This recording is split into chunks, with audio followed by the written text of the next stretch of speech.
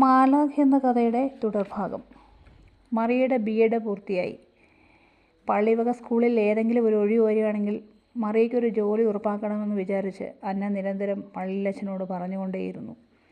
അവസാനം അച്ഛൻ പറഞ്ഞു, മാനേജ്മെൻറ്റിനെ അറിയിച്ചിട്ടുണ്ട്, ഏതെങ്കിലും ഒരു ഒഴിവ് വരുവാണെങ്കിൽ അവർ സഹായിക്കാമെന്ന് പറഞ്ഞിട്ടുണ്ട്.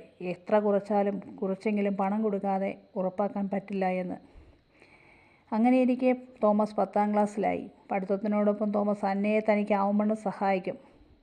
പഠനകാര്യങ്ങളിലും എല്ലാ മത്സരങ്ങളിലും അവൻ മുൻപന്തിയിലാണ്. കുഞ്ഞുനാളി തൊട്ടേ അവൻ അതിലും താല്പര്യമുണ്ട്. ഒരുപാട് സമ്മാനങ്ങളും വാങ്ങിയിട്ടുണ്ട്. എന്തിനു പോയാലും തൻ്റെ അനുവാദവും അനുഗ്രഹവും വാങ്ങാൻ മറക്കില്ല.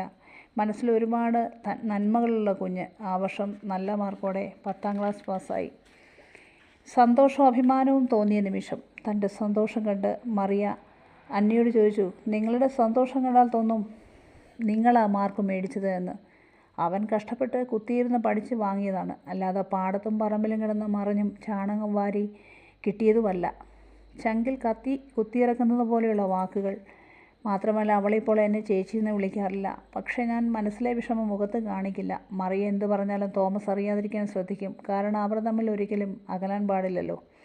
മറിയ പറയുന്നതെല്ലാം ചിരിച്ചുകൊണ്ട് ഞാൻ തള്ളിക്കളയും. ആ ഇടയ്ക്ക് തന്നെ പല പ്രാവശ്യം വികാരി അച്ഛനോട് അന്ന പോയി പറഞ്ഞു, എങ്ങനെയെങ്കിലും മറിയയുടെ കാര്യം അച്ഛൻ പറഞ്ഞൊന്ന് ശരിയാക്കി കൊടുക്കണമെന്ന്. അവസാനം പള്ളിയും കമ്മിറ്റിയും മാനേജ്മെൻറ്റും ഒക്കെ ആലോചിച്ച് മാനേജ്മെൻറ്റ് കോട്ടയിൽ മറിയയ്ക്ക് അവിടെ ഒരു നിയമനം ഉറപ്പാക്കി. പക്ഷേ എത്ര കുറഞ്ഞാലും 3 ലക്ഷം രൂപയെങ്കിലും കൊടുക്കണം എന്നായി കമ്മിറ്റിയുടെ തീരുമാനം. എന്തു ചെയ്യണമെന്നറിയാതെ അന്ന വിഷമിച്ചു. ഇതുവരെ ഒരു തുണ്ട് ഭൂമി പോലും വിറ്റിട്ടില്ല. അപ്പച്ചൻ്റെ വിയർപ്പാണ് അതെന്ന് തനിക്കറിയാം. ജോലിക്കാരും വീട്ടിൽ ചർച്ചയായി. മറിയയ്ക്ക് എന്ത് ചെയ്തിട്ടായാലും ആ ജോലി കിട്ടണം, അത് മാത്രം അറിഞ്ഞാൽ മതി.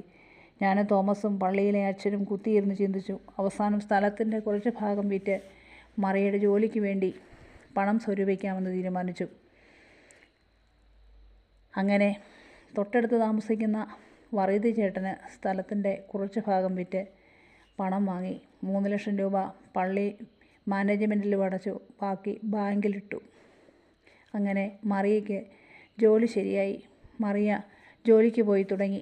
ആദ്യത്തെ ശമ്പളം കിട്ടി. പക്ഷേ 1 രൂപ പോലും വീട്ടിൽ കൊണ്ടുവന്നില്ല. അത് അപ്പാടെ അവളുടെ പേരിൽ ബാങ്കിലിട്ടു. ഞാൻ ഒരിക്കൽ പോലും ചോദിച്ചിട്ടില്ല, ആഗ്രഹിച്ചിട്ടുമില്ല. പക്ഷേ തോമസ് ചോദിച്ചു, ചേച്ചിക്ക് ശമ്പളം കിട്ടിയില്ലേ, കുറച്ചെങ്കിലും ചേച്ചിയമ്മയ്ക്ക് കൊടുക്കാമായിരുന്നു. ഉടൻ തന്നെ അവൻ്റെ നേരെ തട്ടിക്കയറി, തനിക്ക് കിട്ടുമ്പോൾ നീ അങ്ങ് കൊടുത്തേക്ക്, എനിക്ക് കൊടുക്കാനില്ല, എനിക്കിപ്പോൾ സൗകര്യമില്ല. തോമസ് വേണ്ട, മിണ്ടാതിരിക്കെ. അന്ന അവനെ വിലക്കി. അത് കേട്ട് മറിയ പറഞ്ഞു, എല്ലാം പറഞ്ഞ്